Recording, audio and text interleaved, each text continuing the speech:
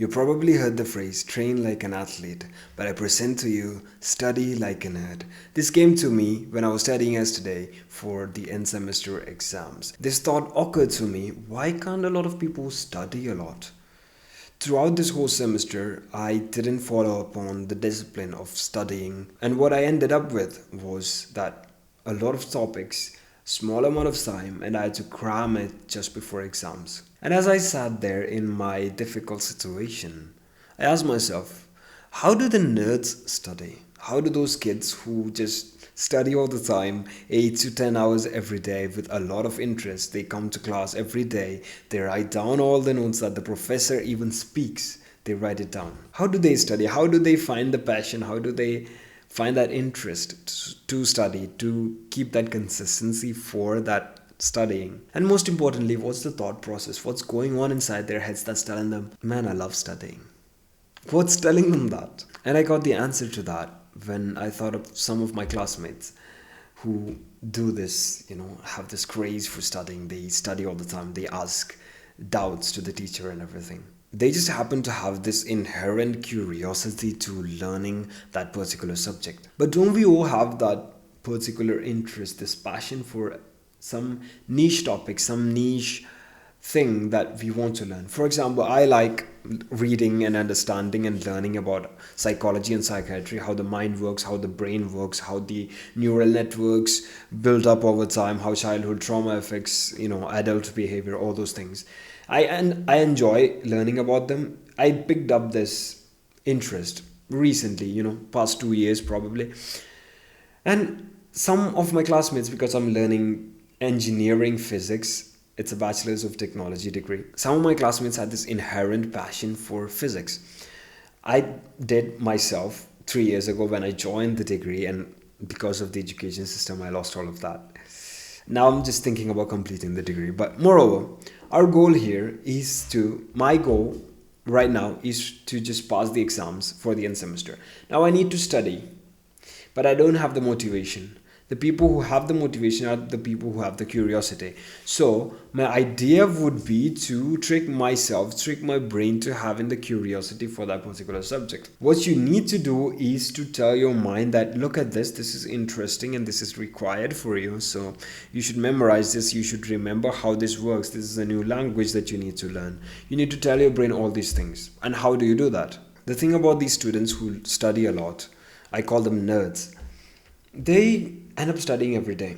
They keep their work done regularly. So when the exam comes around, they're just revising things that they already studied.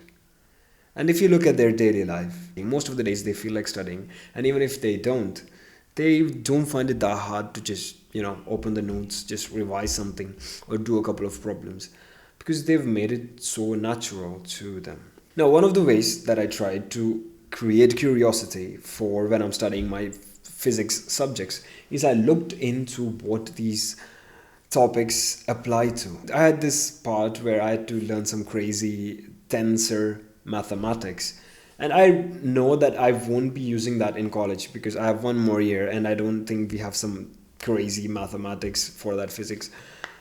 When I looked into it, I realized that it applies in space-time, Einstein's space-time, Minkowski space-time, and that it helps us understand a lot of things in astronomical scales.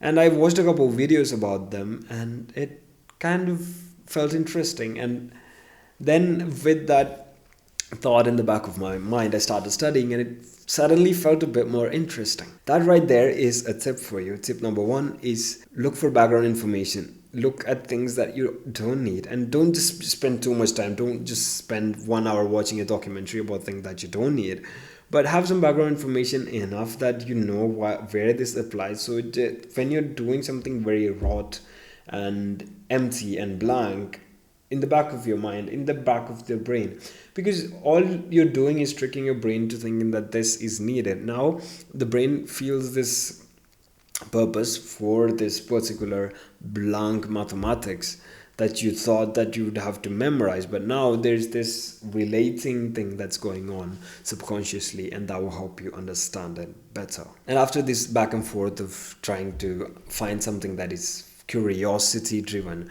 and then trying to study a bit, then going back to find some more curiosity cues. I ended up studying like 10 hours on a single day, which I haven't done throughout the whole semester. I haven't even pulled a 4 hour studying day. I pulled a 10 hour 2 days ago.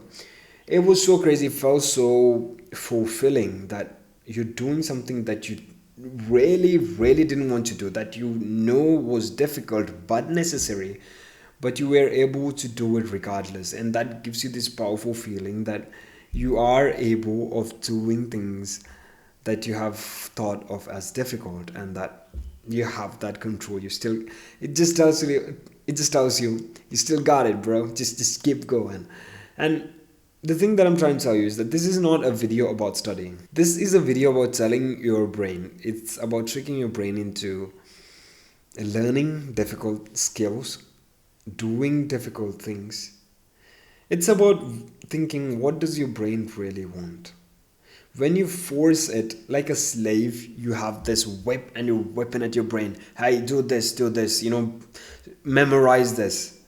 Your brain's screaming there, but why? But why?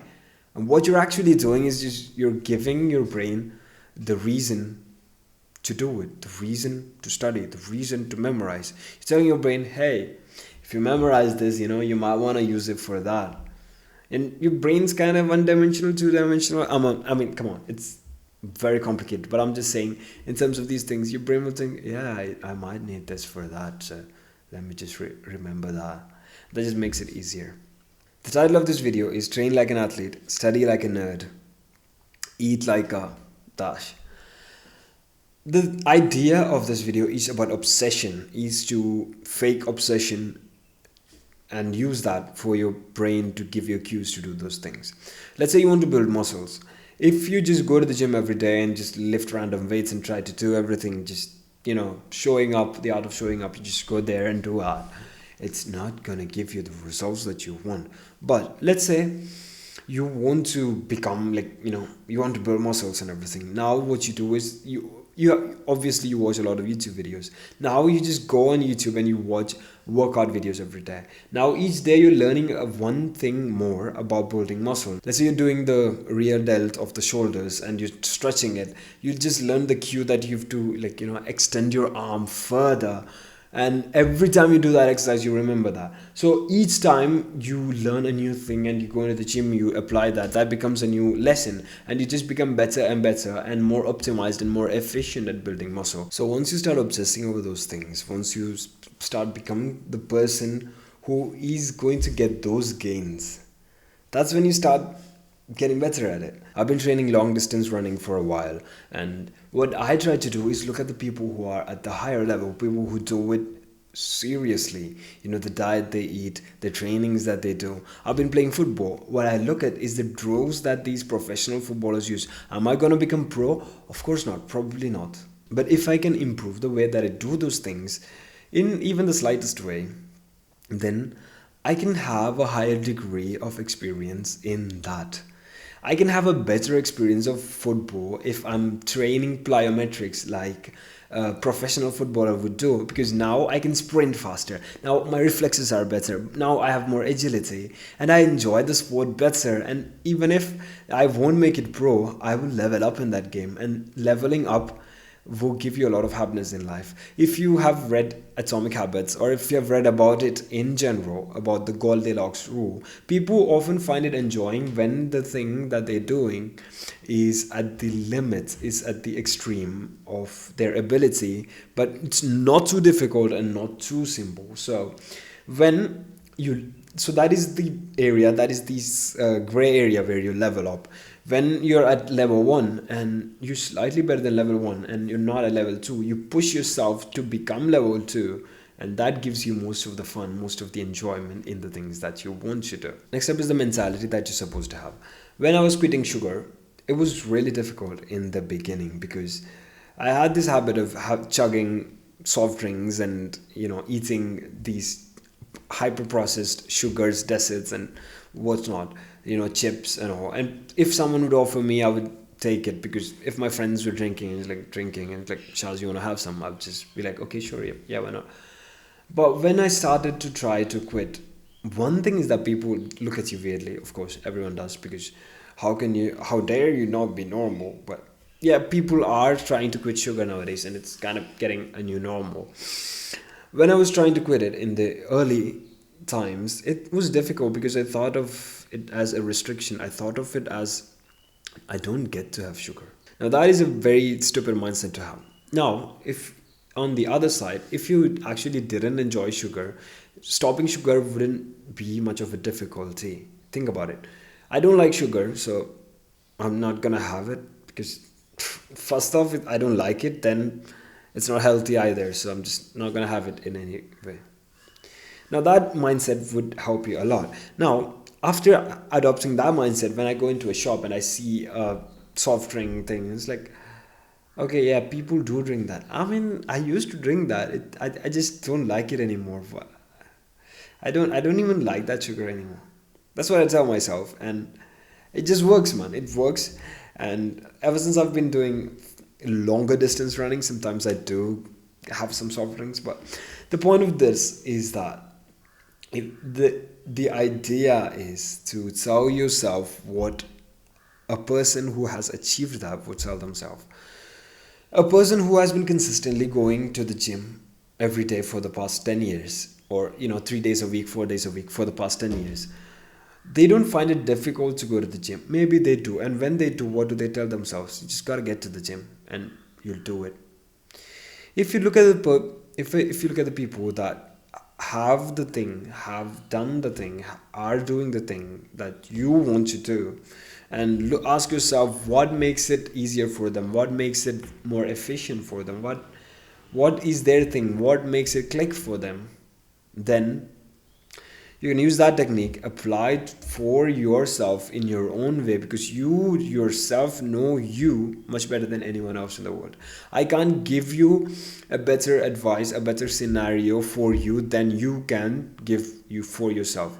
So the idea is to learn what needs to be said to yourself. I can't tell you what you need to hear, but yeah, I can tell you what are the kind of things that you should tell yourself. Then you yourself will tell yourself what you need to hear. That's how the message on this channel works.